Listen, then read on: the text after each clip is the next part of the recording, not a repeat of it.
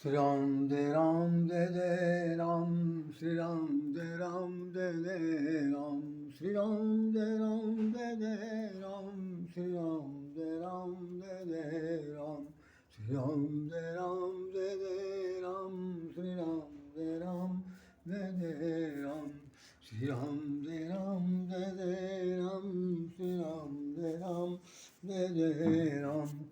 Shri Ram Jai Ram Jai Jai Ram, Shri Ram Jai Ram Jai Jai Ram. Hare Krishna Madhava Hare Murari, He Nath Narayana Vasudeva. Hare Krishna Madhava Hare Murari, He Nath Narayana Vasudeva. He Nath Narayana Vasudeva. He Nath Narayana Vasudeva. Hare Krishna Madhava Hare Murari, He Nath Narayana Vasudeva. Hare Krishna Madhava Hare Murari, He Nath Narayana Vasudeva. जय।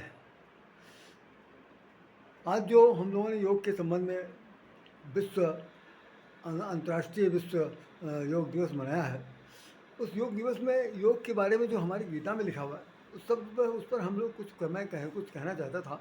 मैं खैर पिछले वर्ष हमने episode बनाया था, लेकिन by the way वो हमने भेजा नहीं, हमने कहा एक वक्त बता दें, लेकिन मैं बहुत ज़्यादा संक्षेप बता दे रहा हूँ।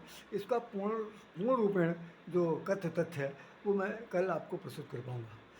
आज आप इतना समझ लीजिए कि पूरी इस गीता के अंदर जो छठा अध्याय है, पूरा छठा अध्याय योग पर आधारित है। ये योग वो नहीं है जो ज्ञान योग, भक्ति योग, कर्म योग। भाई ज्ञान अलग है, भक्ति अलग है, कर्म अलग है। जब तीनों अलग अलग है तो उनके बीच में योग होना चाहिए। अब योग के बारे में हमने बताया, योग का मतलब जोड़ मतलब जो चीज़ अलग है, जो चीज़ पृथक है, जो चीज़ विलग है, जो चीज़ बिखरी हुई है या बिखरी हुई है, उसको जोड़ने का जो क्रम है वो उसका नाम योग है। योग वैसे योग में जोड़ा। तो हमें जब भक्ति योग की ज़रूरत पड़ेगी, कर्म योग की ज़रूरत पड़ेगी, ज्ञान योग की ज़रूरत पड़ेगी, तो हमें योग का मतलब भी जानना पड़ेगा। तो हमारे स्वामी परमपिता परमेश्वर भगवान श्री कृष्ण ने अर्जुन को गीता का उपदेश देते समय योग का भी एक चैप्टर पूरा एक अध्याय उन्होंने योग के ऊपर दे दिया। हम इसमें से कौन कौन सा श्लोक पढ़ के सुनाएं, समझाएं, ये बताना बहुत मुश्किल है। बस सिर्फ इतना समझ लीजिए, जैसे उन्होंने कहा कि योग करते समय आपको क्या करना चाहिए। देखिए, जो आमतौर पर लोग शरीर को स्वस्थ बनाए रखने के लिए जो योग क्रिया सिखाई जाती है, शारीरिक क्रिया सिखाई जाती है, अनुलोम विलोम सिखाया जाता है, कपालभाति सिखाई जाती है, उसी चीज़ को एक विधिवत तरीके से भगवान बता रहे हैं। हम इसलिए कह दे रहे हैं कि आप भी इसको पढ़ लीजिएगा, लेकिन मैं भी पढ़ के सुना रहा हूँ क्योंकि अपनी बात को समझाना कहना है। भगवान ये कह रहे हैं, ये गीता के अध्याय का 11वां अध्याय है, इनमें 11वां श्लोक है। और 11वें से लेकर के 11वें श्लोक से, हालांकि है तो शुरू से, लेकिन मैं 11वें श्लोक से लेकर के आपको यहाँ तक ले आ रहा हूँ। 11वें श्लोक से लेकर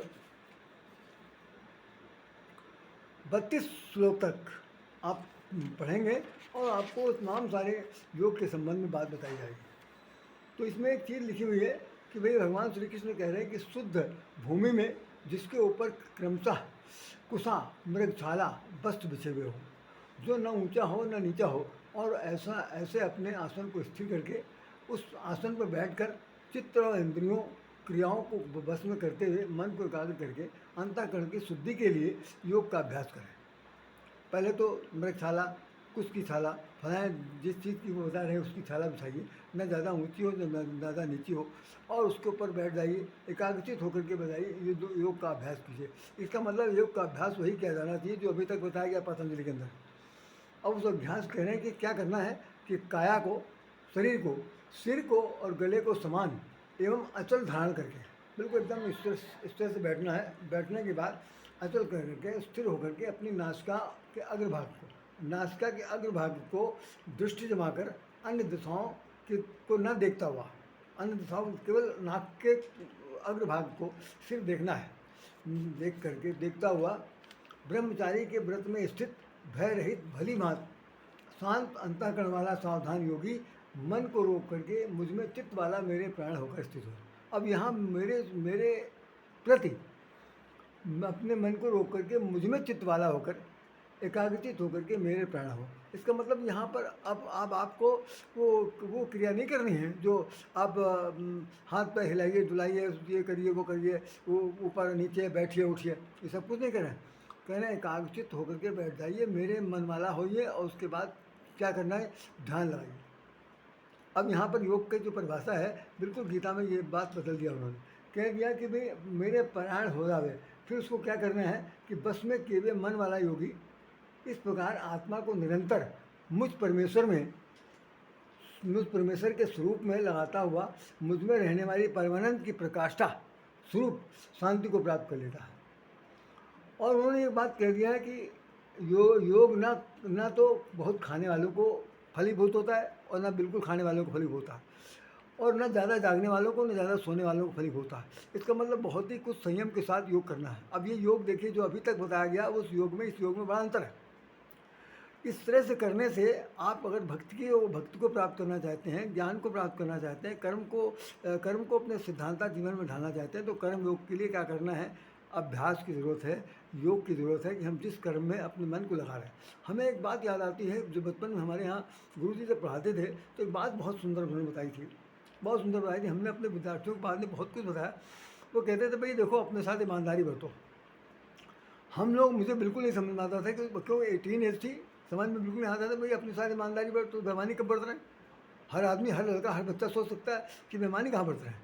तो वो कहते थे नहीं अपने साथ ईमानदारी बरतो। कहने के तात्पर्य कि जो काम दिया गया, जो पुस्तक आपके हाथ में है, जो विषय आपके हाथ में, जिस चीज़ को आपको लेकर पढ़ रहे हैं, तो कहना है कि जितनी देर तक पढ़िए, जितनी देर तक पढ़िए उतनी देर तक आप और आपकी किताब दोनों मिलकर एक हो जाएं, दोनों के अंदर एकाकार होना चाहिए। इतनी ईमानदारी होनी चाहिए कि ना हम किताब से अलग हैं, ना किताब मुझसे अलग है, ना मेरा ज्ञान उससे विचलित हो रहा, ना ज्ञान की विचलित होने की कोई भी प्रक्रिया मेरे मन मस्तिष्क में चल रही है। तो इस तरह से दृढ़ संकल्प लेकर के आप अपना अध्ययन करेंगे, तो उस अध्ययन का नाम ईमानदारी होगी। और ये नहीं है किताब खुली हुई, राय शाम जो है वो पूरे देश विदेश में भ्रमण कर रहे हैं, राय शाम किसी इनसे उनको देख रहे हैं, जो कभी देखा नहीं है उनको भी देख रहे हैं। तो ऐसी स्थिति में जब आपका मन चलायमान होगा, तो आप किसी प्रकार का कोई भी अध्ययन या साधन नहीं कर सकते। तो वो गुरु जी तो बहुत साधारण भाषा में कहते थे कि अपने साथ ईमानदारी बरतो। आज हम लोग जब इतने मिच्योर्ड हो गए हैं और अपनी लाइफ के तीसरे पन को पार कर रहे हैं, तो समझ में आता है कि वो सचमुच कहते थे कि अपने साथ ईमानदारी बरतो। तो अगर हमने अपने साथ ईमानदारी बरती होती, तो आज मैं बहुत उच्च कोट का आदमी होता। मैं अपनी बात बता रहा हूँ। या जिस किसी ने अपने साथ ईमानदारी नहीं बरती, तो हमने अपनी आंखों से, भाई साहब माफ़ी चाहता हूँ, भगवान के सामने कह रहा हूँ कि उन लोगों को हमने बहुत दुखी देखा, बहुत दुखी देखा, रोते हुए, बिलखते हुए, तड़पते हुए, शरीर को नष्ट होते हुए। साथ साथ ये है कि भाई मुँह की खाते हुए, यहाँ तक कि है कि वो अपनी एक अच्छी पोजीशन नहीं बना पाए, जिन्होंने अपने साथ ईमानदारी नहीं बरती। पढ़ाई लिखाई के मामले में उन्होंने कोताही बरती, दगा दिया, क्लास में जनरल फुटिंग की, और गुरुजनों को उन्होंने झूठ विश्वास में रखा। उन सबके साथ बड़ा अन्याय हुआ। तो जो लोग पढ़ने लिखने में, जिससे कहना जो बहुत तेज़ है, कुसार बुद्धि है इत्यादि, ये बात तो एक एक्स्ट्राऑर्डिनरी बात हो गई। लेकिन वो जो सिर्फ कहते थे कि भाई किताब के साथ आपका सामंजस्य ऐसा स्थापित हो जाना चाहिए कि ना आपसे किताब अलग है, ना किताब से आप अलग है, बस यही ईमानदारी। इसी बात को भगवान श्री कृष्ण ने यहाँ पर कह दिया है कि आपका मन विचलित नहीं होना चाहिए।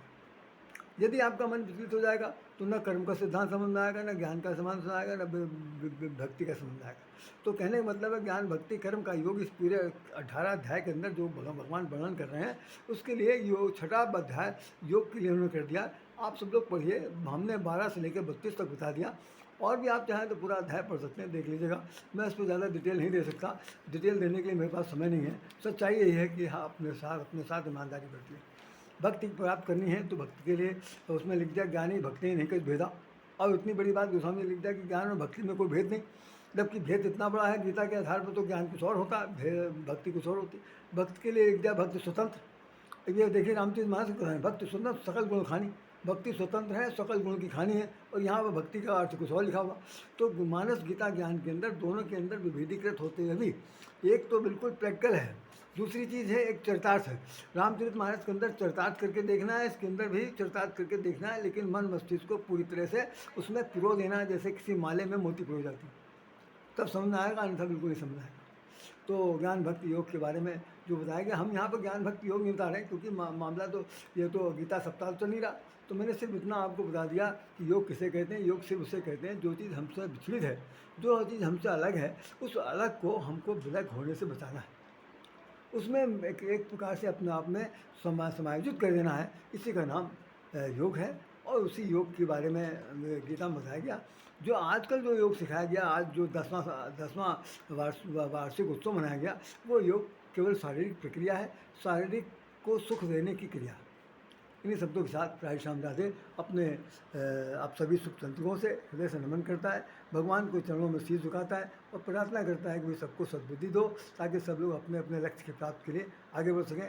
इन्हीं शब्दों के साथ राधे श्याम राधे आपको हृदय से नमन करता। जय श्री राम, जय श्री राम, जय श्री राम।